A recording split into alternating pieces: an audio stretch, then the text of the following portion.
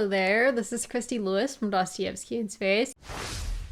Today I am very, very pleased to bring you a review of Wives and Daughters by Elizabeth Gaskell, a book that I love. I read it for the first time several years ago, and I just reread it for this Victober, and look, I surprised myself by wanting to review it. I didn't think I would have enough thoughts on it because I just get so immersed in it, and I don't spend as much time thinking about it. I just enjoy the story for what it is. But as I was compiling my thoughts in my writer notebook, my reading review notebook, I realized I have a lot to say. So why don't we talk about it? First of all, this is, in my opinion, Elizabeth Gaskell's magnum opus. I'm sure there are people who have different opinions. I feel like Jen might have loved Mary Barton the best. But I think a lot of people will agree that this is magnificent. There are going to be spoilers in this review, by the way. We are following Molly. Molly Gibson is our heroine. Her widowed father has just remarried another widow, and Molly is not happy that her father has married this widow, and it's about her life kind of adjusting to the new family that she's been thrown into through no choice of her own.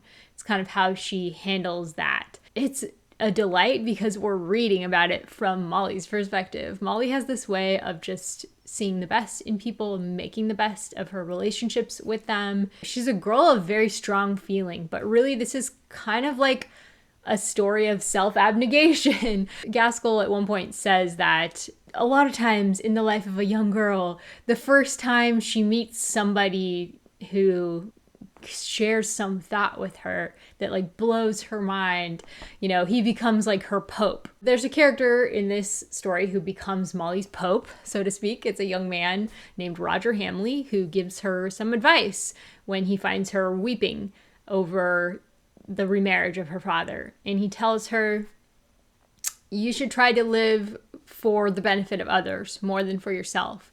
And so she does. She basically takes that and runs with it. And I feel like that was a pretty big theme actually throughout this book, because for Molly, it's really hard.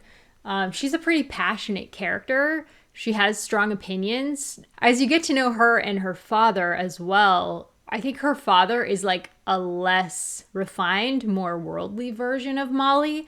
He has a lot of his own opinions and says them quite bluntly. He's a physician. He rides all over their area where they live. He's like a rural country doctor, riding his horse all over and making house calls.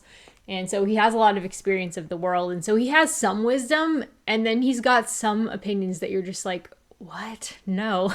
But Molly, she's been very sheltered and basically taught not to just share her opinions freely, follow her wants freely. It is interesting seeing how that theme plays out throughout the cast, because Molly really lives a life of service to others. And because she is sort of denying herself anything, she's just not giving herself what she needs to thrive, she ends up becoming very sick.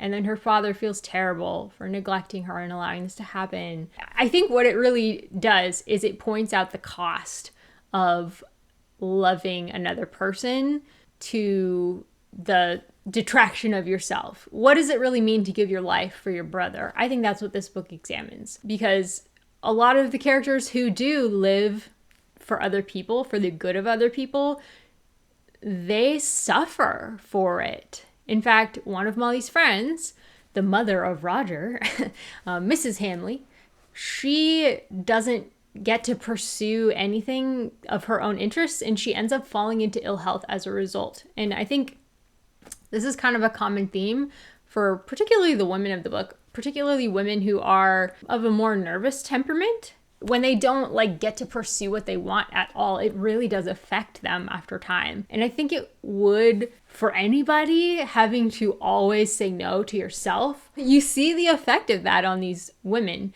And in fact, Mrs. Hamley dies. Molly doesn't die, thankfully, but she does spend several years really depressed and unhappy. Now she has some kind of nervous ailment that is going to return every summer. I don't really know how that works, but that's her physician father's opinion that this is going to be something she struggles with for the rest of her life.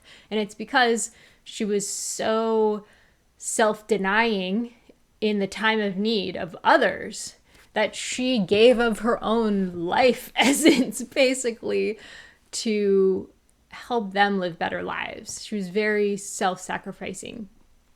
And it's interesting because this second marriage that her father does, he also does. He thinks he's doing it as a service to his daughter, Molly. Mr. Gibson marries Claire Kirkpatrick because he thinks my little girl needs a mom, basically. She's becoming a woman. She's getting marriage offers. She needs a mother. And so he marries this woman, and it's a terrible, terrible decision. But he does it because he's trying to do what's best for Molly, but he does it in a terrible way. Like, he doesn't ask for anybody's opinion of this woman, especially his daughter, and just out and marries her. And Molly's like, no, that was a terrible idea. And then when Molly tries to like express her grief over the decision to pursue and become engaged to this woman, her dad's like, bye. No, I'm not going to listen to this. He is of the opinion that you should not indulge your feelings, basically, because that's unhealthy. But I think Elizabeth Gaskell is not of that opinion. I think Elizabeth Gaskell is like, no, people need to be in touch with their feelings. They need to express their feelings in a safe place. They need to work through those feelings in order to be healthy. Like, it's a very modern perspective on mental health, honestly. I was actually like, wow, this is really good. Like, when I first, I think I was, and as I was going through my notes this time, I was kind of in awe of what a modern perspective this is, especially because at the time, what is idealized in Europe? It's like stoicism, it's restraint, it's stiff upper lip, as we Americans say it. That's what's idealized at this time, until like sometime during the World Wars. That's when people started realizing, this isn't, there's a lot that's going unsaid if we restrain our feelings and thoughts to ourselves. I just read a BBC article about it, actually, because I was like, I'm an American. Do I have a right to talk about this? Probably not. But anyways, I thought it was a really like modern perspective, and I was pretty amazed by her thoughtfulness. She understands how people work. She puts women in Molly's life who uplift her and help her with her feelings and help her sort of get those feelings out. Molly needs that to survive and thrive. It's really important because a lot of the men in her life don't listen. Even though they try to be kind, they don't know how to do that for her. I would say also Mr. Gibson's decision to try to do what's best for my little girl and marry a mom for her. It actually ends up estranging him and his daughter because his wife is jealous of their relationship. So it actually hurts their relationship, and the relationship is never really the same anymore after the marriage. Once again, another instance of how this sort of self-abnegation path seemingly really hurts the person who's trying to do it. I think, of course, in Mr. Gibson's case of marrying Mrs. Kirkpatrick, it's because he didn't do it very well. Like, if he had just talked to Molly about Mrs. Kirkpatrick and her feelings on the woman, he would have learned before engaging himself to her that this is not the woman he wants to bring into his family. She would not be a good fit. But he doesn't do that. He just only asks himself, basically, is this a good idea? I don't even know, but I'm going to do it anyway. Like, he wasn't even sure it was a good idea.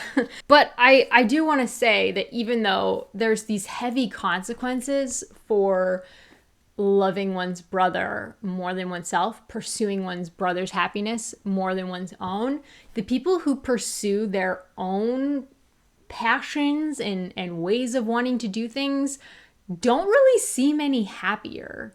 And that's actually worth consideration here.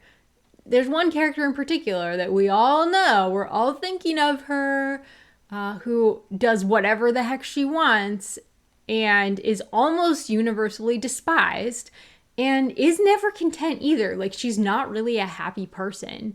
And that is Mrs. Kirkpatrick, the woman that Mr. Gibson marries. She's always whining and complaining, and she gets what she wants like always.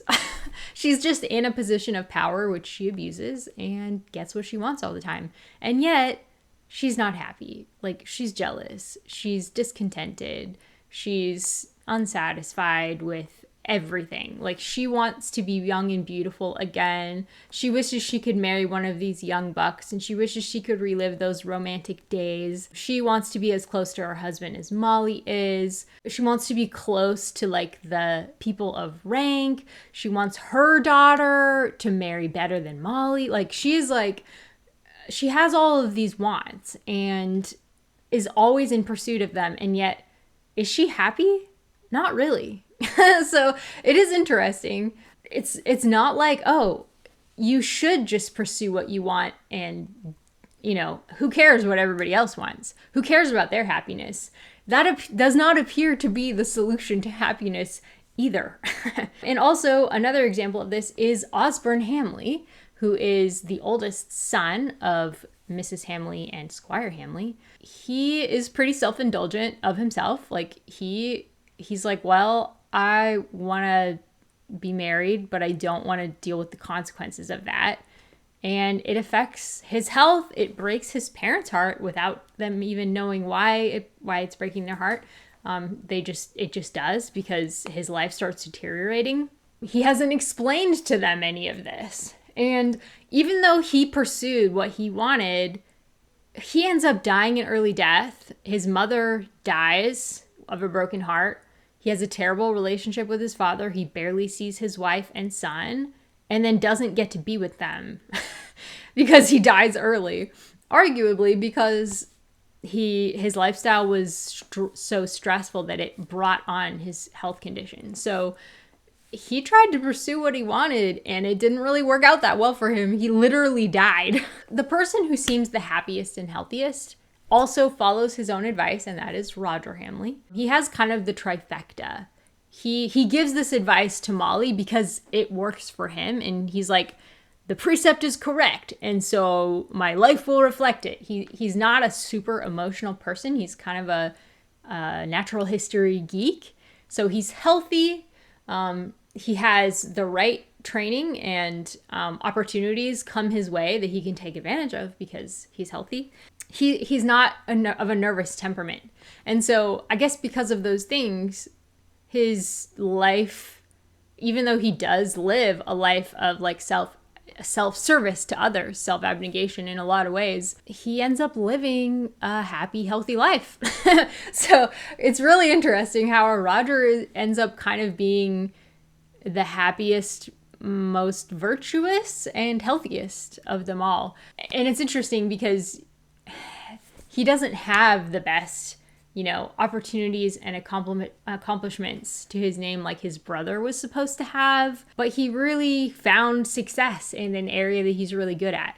So interesting that Roger is the one who ended up there, but it worked for him. He often did what was best for his dad or for his brother at his own expense. And yet it still worked out for him. And he's a wonderful person. Like, Roger is like a wonderful character. It was very interesting seeing how that moral argument played out. Let me know if you guys have any thoughts about that. Like, what did you think that she was saying? What did you think that Elizabeth Gaskell was saying here? Or did you think she was even talking about that at all? Maybe you didn't think that she was. Maybe I'm missing the point entirely. But I think eventually, though, the thing about Molly is she does find happiness by following Roger's advice. Even though it takes a toll on her health, she is able to show love to her stepsister, Cynthia, who has never been shown love in her life before. And Cynthia ends up marrying well, and a good match for her, it seems like. And it's because she's met Molly and they have this really close relationship. Cynthia is a really standout portrayal of a teenager who was neglected as a child and has attachment difficulties. Like, she just pushes her mother away because when she needed her mother the most, her mother pushed her away. And so she just has no tolerance for her mother at this point. She's described as ready to captivate strangers as any little girl of 3 or 4, which that's clearly the stage that Cynthia is stuck in because of her mother's neglect 3 or 4. Like, she's just, I want love, I want attention, look at me. And she doesn't have any sense when it comes to that. Like, she accidentally encourages all these men to propose to her because she just wants to be liked. And she's like, I can't help being liked, you know? It's because her sort of inner child was never fed. But because of Molly and Molly's love, they end up having a wonderful relationship. Those sisters, they have a wonderful relationship together. They're refined. Molly did find happiness. And Molly ends up getting the guy of her dreams because he recognizes her character and how different it is from like her sister. Molly finds happiness with Roger. Molly does have somewhat of a reconciliation with her father when she's really sick. Finally, people start paying attention to her and taking care of her when she gets really sick from all of the self-sacrificing service that she does. That's really good. Her father is like taking care of her again rather than just estranging himself, going in work life. For a long time in this book, after he gets married, he just basically abandons Molly to her stepmother and abandons her to the home. They don't really talk or interact. So she just has to deal with her mom in the home life without her dad. He doesn't apologize or ever even really mention it to her, but it seems like they have an understanding again by the end of the novel, even though it can never be the same, you know, as it used to be. And also, she does find sources of consolation, like I said, in the women of her life. Cynthia was the most sympathetic listener to all Molly's innocent confidences of joys and sorrows, sympathizing even to the extent of wondering how she could endure Mr. Gibson's second marriage. So Molly makes the most of her sister, gets the most in return. And Cynthia tells her, I do believe I love you, little Molly, whom I have only known for 10 days, better than anyone. She also makes the most of Roger's interests, which is interesting. She applies herself to natural history so that she can talk with him, and she notices things in the natural world that he has taught her about. She acts as almost like a surrogate daughter to the Squire Hamley and his wife, cares for the family when they have like family emergencies, and as a result, they all recognize her worth. Mr. Hamley says to Mr. Gibson, your daughter is 1 in 1,000. Cynthia is 1 out of 100. She's really special. Molly is 1 out of 1,000. In the end, she gets recognition. Like, the whole community comes around her and recognizes how special she is. And she does get celebrated and find happiness through her life of self-abnegation. I would say, even though she gives of her life to make others' lives better, she gets back way more than she receives, which I think is the biblical model. So that's kind of my thoughts on Wives and Daughters. Let me know if you guys have any thoughts, because I would really love to hear them. I'll talk to you next time. Bye-bye.